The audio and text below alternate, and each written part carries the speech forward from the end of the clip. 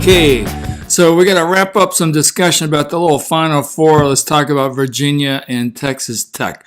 Let's face it, the big three for Virginia, Ty Jerome, DeAndre Hunter, Kyle Guy stepped up and really won it for that team, along with their defense. I just want to mention one thing. Virginia deserved to win. Texas Tech put up a battle, went into overtime. Jarrett Culver stepped up. Mooney did his thing. Francis did his thing, but just wasn't enough. It went to overtime. Both sides had chances to win it in regulation. Virginia came out in overtime. I want to talk about one thing in overtime, and then I'll just drop it. And there's no guarantee that had this call gone a different way, that the result would have been different. You can't take anything away from Virginia. So I'll just say that right now. But I'm very curious. In overtime when Texas Tech had the ball, was dribbling up the court, Kyle Guy came and kind of reached in. The refs didn't call it. They're going to call some. There's some they're going to miss. That's one they missed. Kind of caused the Texas Tech guy to stumble a little bit, dribbling along. And then the Virginia guy came and swatted the ball away. But then the ref said, wait a second. We need to look at this tape. It took him 3 minutes to figure out that the Texas Tech guy was the last one to touch the ball. So it's like, really? You're gonna split hairs like that on a play like that when there's a lot of other things you miss? Clearly the guy knocked the ball out of the guy's hand, right? Well, they said that, he hit the ball came and it just barely hit the guy's finger, and he was the last one on Texas Tech. Well, I contend that in a lot of those situations, if I'm dribbling the basketball and the guy comes and goes, boop, and knocks the ball, I will be the last one to touch it. Why? The physics of it. And I don't have a basketball. I think my can of Skippy's peanut butter, not promoting Skippy's, but I do love their peanut butter, will illustrate my case just fine. I'm dribbling the ball. The guy comes by and goes, poop, quick hit like that. Well, look at the physics of it. Look where this can of peanut butter, aka my basketball, is in my hand. It's got to travel the whole length of my hand before it no longer touches my hand. In the meantime, if I'm the guy that swatted the ball, I can just give it a tap, send the ball in motion, take my finger away, my hand away, and this thing is still traveling. Of course I'm going to be the last guy to touch the ball. It's the physics. The length of that basketball has to go the width of my hand for me to not touch it. Whereas the guy that hit the ball, he doesn't have to follow it all the way through. He just goes, boop, on this thing, and he can let his hand go. So, boop, and then this guy's hand is nowhere in sight. Mine is still on the ball. Of course, my pinky is going to be the last thing to touch it. I think they need to change that rule. I know technically it's correct. The last person touched the ball, blah, blah, blah, blah, blah.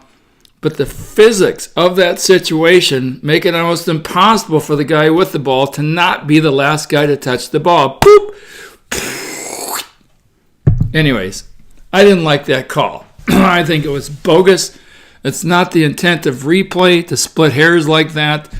I know technically people are going to say, well, the rules say this and it followed the rule. That may very well be true. But I don't think a replay was intended for that. The guy clearly knocked the ball out of the guy's hand. It's the physics of the situation. That's why his pinky may or may not have totally touched it. We really couldn't tell. I thought it was supposed to be only if it's conclusive. And I would say it's inconclusive. They should have gone with the original call. But again, would that change the outcome? I don't know. They were in the Virginia court, had the ball, kind of some momentum, swish it. Maybe Virginia blocks it. Maybe they come back and score. You can't predict the outcome of that game based on that one call. That's what I'm trying to say here. So, well done, Virginia. I went down to the Nicollet Mall twice, and it was great. And I saw Fits and the Tantrums. They put on a 1-hour concert on Monday night from 6 to 7. I was close to the stage. Fantastic. Then Britt's Pub, if you're familiar with Minneapolis, was right next to the stage, and the day before, me and my friend went down there and went to Britt's Pub because I've never been to Britt's Pub and I've always wanted to go to Britt's Pub, but all we had was hot chocolate because we ate earlier. And I'm like, dang it, look at this menu. I should have got a shepherd's pie. What do you think I did? On Monday, the next day, after fits and the tantrums, I walked the 20 feet to Brits, went up to the outer deck, said, "Get me a shepherd's pie, please," and it's as good as advertised. Anyway, there's a lot more going on in the world of sports than just Brits Pub and shepherd's pie. You got the NFL draft coming up. You got all these drafts coming up. You got hockey playoffs starting. Who's going to win? Tampa Bay? Is Pittsburgh in it? Avalanche? St. Louis is hot. Will they continue to be hot? We'll see. We'll find out. My beloved Minnesota Wild did not get in, but they renewed Bruce Boudreau's contract, or I should say they are going to keep him for one more year to fulfill his current contract, and that talk about an extension later. Everybody's cool with it. Well, that really means, hey, man, if you don't win this year, you're out. That's what I think. Vikings, we need offensive linemen, pure and simple. And, by the way, Latavius Murray. If you look at the New Orleans Saints, they did a raid on the Vikings, or I should say there was an exodus of Vikings to the Saints. They've already got Teddy Bridgewater. Marcus Sherrill is a punt returner. Vikings didn't want to renew his contract. Sandwigan, he went down there. Nick Easton, who Zimmer says, when I look at the tape of this guy, I'm like, wow, this guy is great. He's got the technique, but they couldn't match the $6 million a year that he's getting from New Orleans. And then they went and snarfed Latavius Murray because Latavius Murray doesn't want to sit behind Delvin Cook. Don't blame the guy. Will he get more reps with Kamara down there? I don't know, but he's down there. So the Saints did a raid on the Vikings. We need an offensive line. We've signed a couple people. Josh Klein re-signed Brett Jones, which I like. Just signed another guy. I can't say his name. Something really. Dozier. It's Dozier. Anyways, we're doing some things, but the Vikings haven't done that much in free agency. They've signed a few AAF players, right?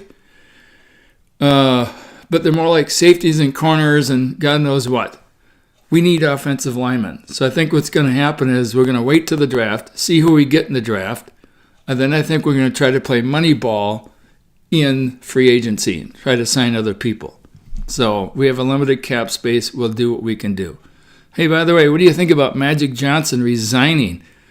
Ooh, he was an absentee president, they said. Has he got too many other business interests? Did he and LeBron James clash? Who knows? Who knows? Only those two know. I don't know. Anyways, it is what it is. The Lakers do need to add somebody to that team with LeBron to really make them contenders. Well, Twins are hot. Red Sox not so hot. We'll see if this lasts. It's early. It's only early April, mid-April. We'll see what happens. Anyways, I do like the fact the Twins got C.J. Cron. They got Jonathan Schoop. They've got Nelson Cruz. They went after some home run power this spring.